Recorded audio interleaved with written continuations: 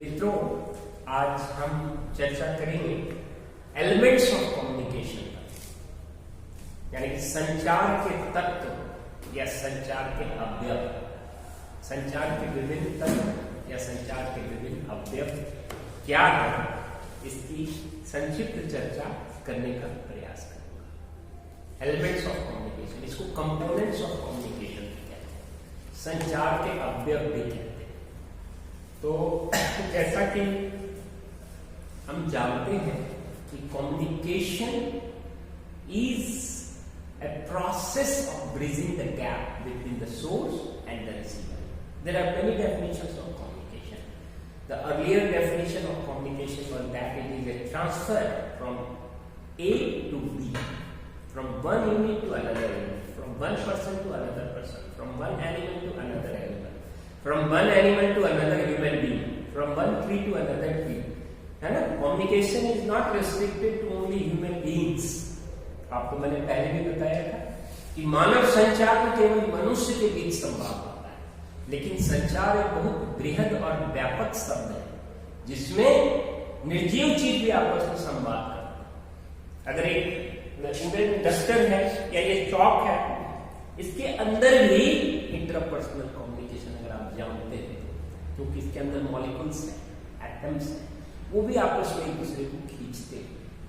ठीक है, अगर मैं इसको यहां से घसकाता हूं तो ये चौक पर भी असर पड़ता है, क्योंकि हवा क्रिएट होता है। जैसे दरवाजा अगर हम खोल दें तो दूसरा दरवाजे पर भी असर पड़ता है ना? तो हवा के माध्यम से संवाद हुआ, यानी दो निर्जीव प्राणी, हवा भी संचार में काम करता है। तो दो निर्जीव चीज, प्राणी दो निर्जीव चीज के बीच में संवाद। वृक्षों से संवाद कभी करते थे, जैसा शंकर प्रसाद की कविता पढ़ोगे तो वृक्ष से, नदी से उनका संवाद दिखाया है। हालांकि काल्पनिक होता है, वास्तविक कितना है ये तो वैज्ञानिक लोग अध्ययन करेंगे। तो संचार में केवल मनुष्य के बीच संचार नहीं होता, मनुष्य के बीच जो संचार होता है उसको हम ह्यूमन कम्युनिकेशन, मानव संचार कहते हैं। लेकिन प्लैनेट्स के बीच में भी संचार होता है, जिसको हम लोग प्लैनेटरी कम्युनिकेशन कहते हैं। एक कंपन से भी संचार होता है, इंट्यूशन। जैसे आपने अपनी माता जी को याद किया और तुरंत उनका फोन आ गया, तो that is intuition. Vibrational communication पर भी लोगों की, तो खैर संचार के बहुत से प्रकार हैं जिसकी चर्चा हम बाद में करेंगे। तो संचार का आरंभ में जो इसकी जो परिभाषा दी गई थी वो ये थी कि एक जगह से दूसरे जगह हस्तांतरण, किसी सूचना, संदेश, ज्ञान, शिक्षा, मनोरंजन आदि का एक जगह से दूसरे जगह स्थानांतरण होता है, तो उसे संचार कहते हैं। बाद में इसको संशोधित किया गया और बाद के जो संचार वैज्ञानिक है उन्होंने इसे काल्पनिक संचार two way process. So it is not transfer, it is sharing, it is exchange of information, A to B and B to ए।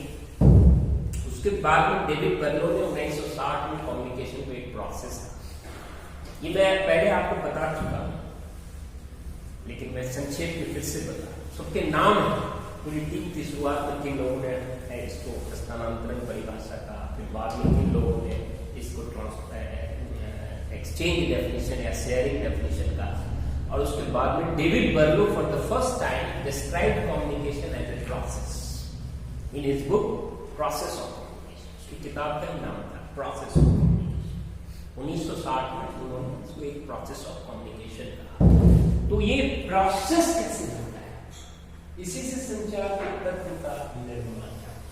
ये प्रोसेस ऑफ कम्युनिकेशन इस तरह से होता है।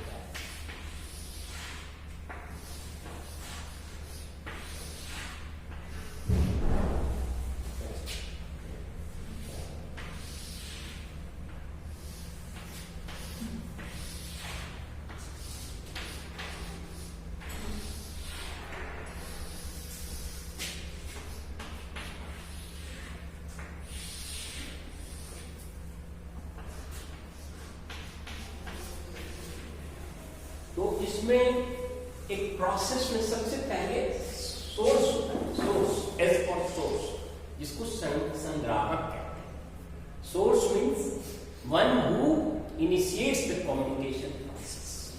ठीक है, यदि दो व्यक्ति बात कर रहा है तो ये पता लगाना बहुत मुश्किल है कि सोर्स कौन है। कभी ए बोल रहा है, कभी बी बोल रहा है, कभी ए बोल रहा है, कभी बी बोल रहा है।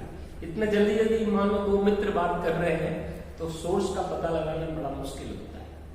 लेकिन पारिभाषिक रूप में जिसने संवाद की शुरुआत की है उसको ही सोर्स कहते हैं। ठीक है, जो पहला व्यक्ति जिसने बात छेड़ी है, शुरू की है, आरंभ की है, तो source is one which initiates the communication process. Classroom में टीचर को सोर्स माना जाता है, ग्रुप को, क्लासरूम कम्युनिकेशन। या मैं सोर्स हूं क्योंकि मैंने विषय का आरंभ किया, बाद में प्रश्न उत्तर होगा वो बात अलग चीज, लेकिन मैंने प्रश्न का विषय का की शुरुआत, इस टॉपिक की शुरुआत की, तो टीचर इज द सोर्स। तो source is one who initiates the communication process. Okay, then S for source here, S stands for source। ये मैंने बताया कि क्या इसको हिंदी में source. Then E is encoding।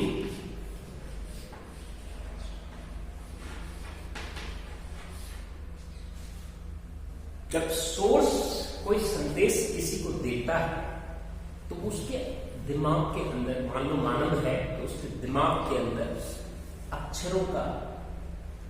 अक्षरों को वो सीरियलाइज करता है और उसको अर्थपूर्ण बनाता है। जैसे मैं वाक्य का निर्माण कर रहा हूँ, जो भी अक्षर है कर या ABCD, उसको मैं किसी ऑर्डर में प्लेस कर रहा हूँ। ये काम मेरा माइंड कर रहा है, किसी ऑर्डर में प्लेस कर रहा हूँ। जैसे मैं कह रहा हूँ ब्राउन ईट्स मैंगो, तो हमने RAM को या लिखने में भी होता है, मैंने प्रोसेस की और सीरियलाइज करके अर्थपूर्ण बनाया। तो इनकोडिंग का मतलब होता है कि serialization of letters, words, sentences, paragraphs to make it meaningful और to give it some meaning. ठीक है, तभी तो मैं एक सीक्वेंस में आपको कुछ बोल रहा हूं तो मैं शब्दों को, वाक्यों को, अपने संदेश को इनकोडिंग करते, उसी को इनकोडिंग कहते हैं। Encoding means serializing letters, words, symbols. अभी हम ऐसे कर रहे हैं, किसी को आप नमस्ते करते हैं तो you are serializing your hands, arranging your hands to make it a meaningful symbol. So encoding is serializing letters, words, sentence, symbols, even body language, that is encoding। समझ में, encoding मशीन भी करता है encoding। जब आप बहुत से model पढ़े तो मशीन टू मशीन कम्युनिकेशन, उसमें भी ट्रांसमीटर होता है जो सिग्नल में इनकोड करता है, फिर डिकोड करता है। ये जो हम एलिमेंट्स की चर्चा कर रहे हैं, ये संचार के आधारभूत तत्व जिसकी अभी मैं चर्चा कर रहा हूं। इसमें source, encoding, M for message, C for channel, D for decoding, R for receiver, F for feedback, and N for noise. These are the basic elements of communication। इसके अलावा भी संचार के तत्वों की चर्चा हम बाद में करेंगे, जैसे occasion, situation, perception, purpose. There are so many other elements जिसकी अलग अलग संचार वैज्ञानिकों ने चर्चा की, लेकिन इन तत्वों को बिल्कुल आधारभूत तत्व कहते हैं। इनकोडिंग समझ में आ गया? तो सोर्स इनकोड करता है, इसलिए इसको कई बार सोर्स इनकोडर भी कहते हैं। केवल इनकोडर भी कुछ होते हैं।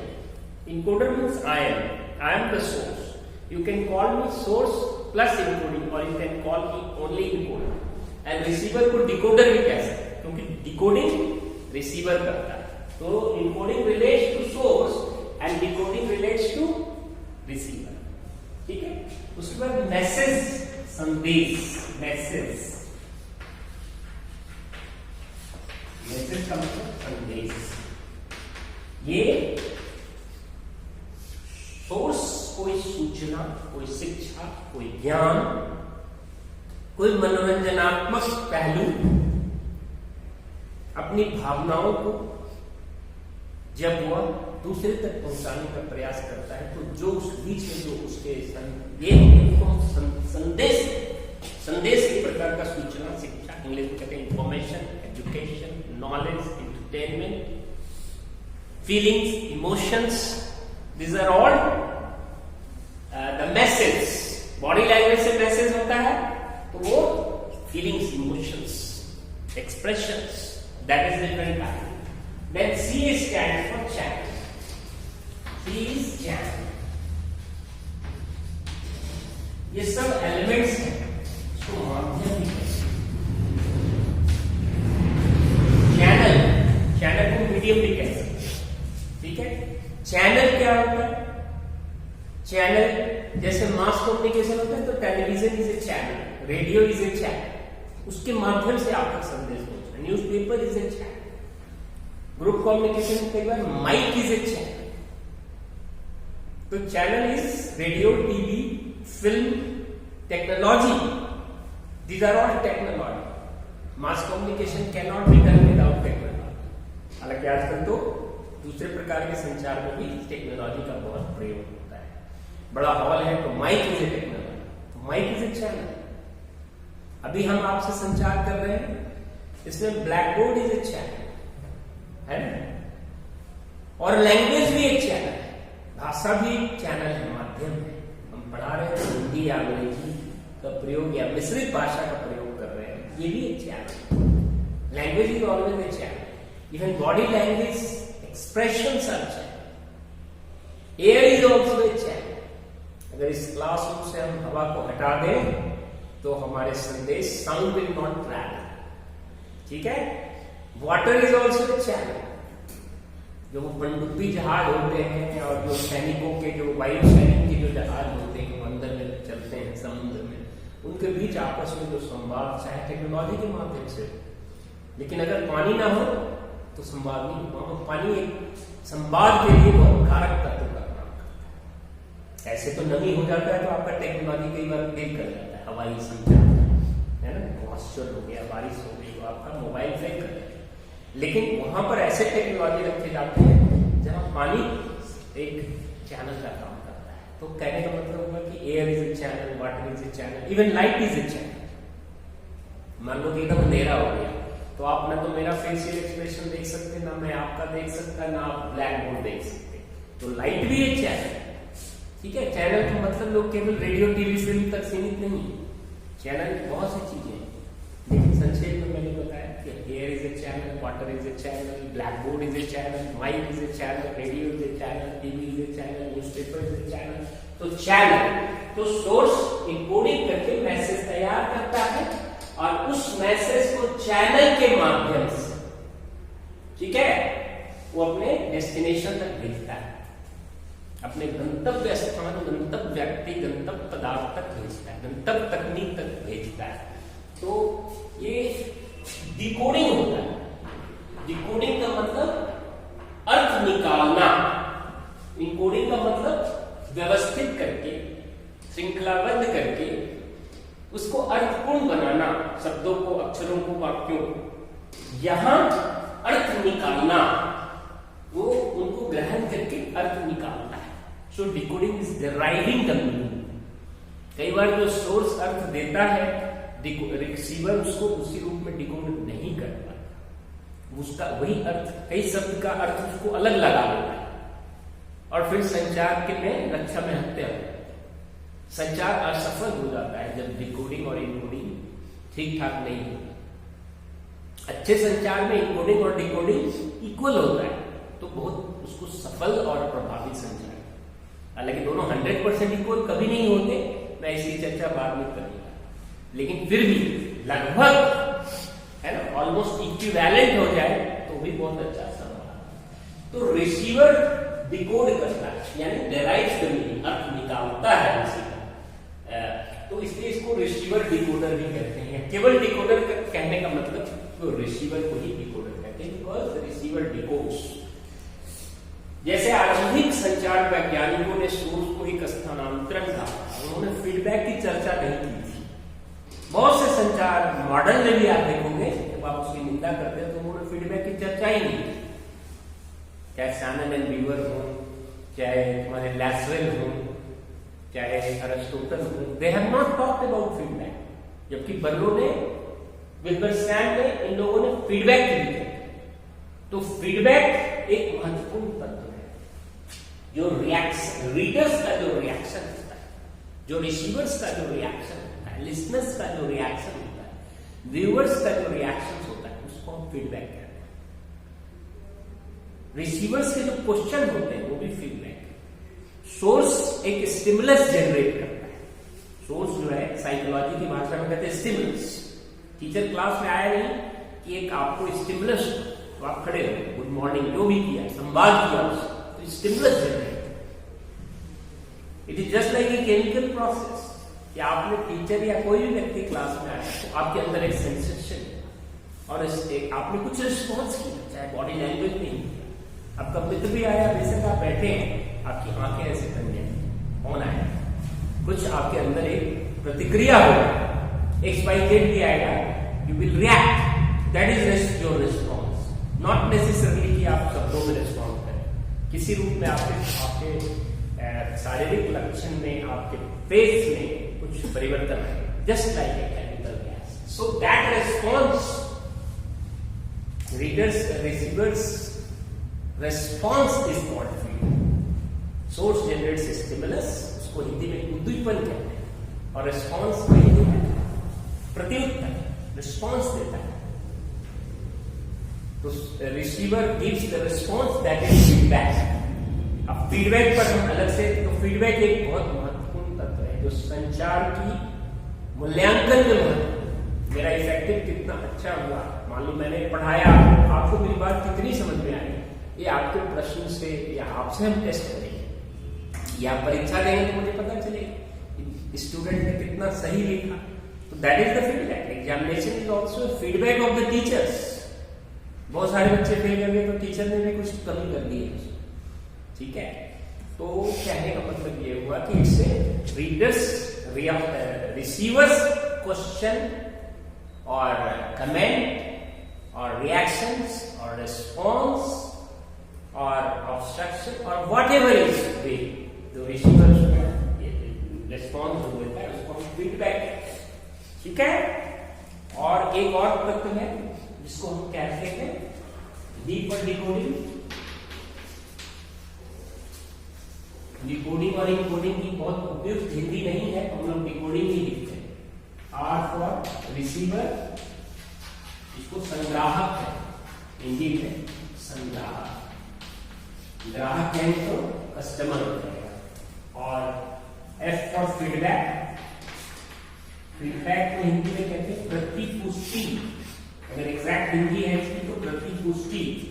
एंड एन फॉर नॉइज, इसको हम नॉइज को अवरोध कहते हैं, अवरोध, ठीक है। तो संचार में अवरोध एक नैसर्गिक प्रक्रिया है। Noise is a natural process in communication. Noise क्या होता है? अवरोध। मान लीजिए मेरे शब्द के उच्चारण में कोई गलती हो गई, या मैंने वाक्य निर्माण में कुछ जटिलता उत्पन्न कर दी, या मेरे इनकोडिंग में कुछ गड़बड़ी हो गई, या मैसेज में ही कोई एम्बिग्यूटी है, डबल मीनिंग है, तो वो दिक्कत, या चैनल में कोई गड़बड़ी हो गई। कई बार टेक्नोलॉजी में कुछ थरथराहट, कुछ धड़धड़ाहट हो जाती है, तो वो सब ये नॉइज के उदाहरण है। इन्होंने अर्थ नहीं निकाला ठीक से, या उनका दिमाग कहीं और है, जब वक्ता बोल रहा है तो श्रोता का दिमाग घर पर चला गया या कहीं और चला गया। तो ये सब संचार में अवरोध का काम है। अवरोध सोर्स के द्वारा भी जनरेट किया जा सकता है, इनकोडिंग में भी अवरोध हो सकता है, मैसेज में भी अवरोध हो सकता है। मैंने अभी आपको उदाहरण दिया, डबल मीनिंग मैसेज है तो अगला रिस्पॉन्स नहीं कर पाएगा ठीक से। चैनल में भी गड़बड़ी हो सकती है, ब्लैक बोर्ड भी धुंधला दिख सकता है, हवा में भी कोई है तो आवाज ठीक से नहीं जाएगी, अगर रोशनी ठीक नहीं है तो भी फेशियल एक्सप्रेशन कर पाएगा। और चैनल डिकोडर भी नहीं नॉइज क्रिएट कर सकता है, रिसीवर भी नॉइज क्रिएट कर सकता है, ठीक है।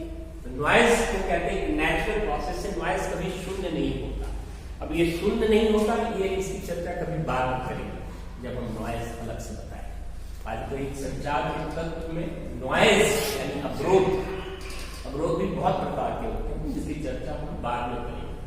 तो ये मतलब कहने का मतलब किसी भी तत्व में नॉइज हो सकता है। वो कहते हैं बर्बाद रिश्ता करने को एक ही उल्लू काफी है, और हर साफ को उल्लू बैठा है, अंजाम रिश्ता क्या है। अगर हर जगह अवरोध उत्पन्न हो जाए तो रिसीवर तक संदेश पहुंचते पहुंचते सारा गुड़ गोबर हो जाए, और फिर रिसीवर का फीडबैक आपने बताया आम, तो बोलेगा आपने इमली बताया, तो आपका पूरी तरह संचार प्रक्रिया ध्वस्त हो गई और अप्रभावी संचार। और फीडबैक फिर आपके नेगेटिव हो गए। फीडबैक की भी चर्चा हम विस्तार से बाद में करेंगे। फीडबैक पॉजिटिव भी होता है, फीडबैक नेगेटिव भी होता है। फीडबैक जीरो कभी नहीं होता, ऐसा हम संचार में मानते हैं कि ये जीरो नहीं होता। इसकी भी चर्चा हम बाद में करेंगे विस्तार से। तो हमने आपको संक्षेप में बताने का प्रयास किया कि संचार के महत्वपूर्ण तत्व क्या क्या है, संचार के आधारभूत तत्व क्या है। यहाँ तक कोई प्रश्न है, कोई जिज्ञासा है तो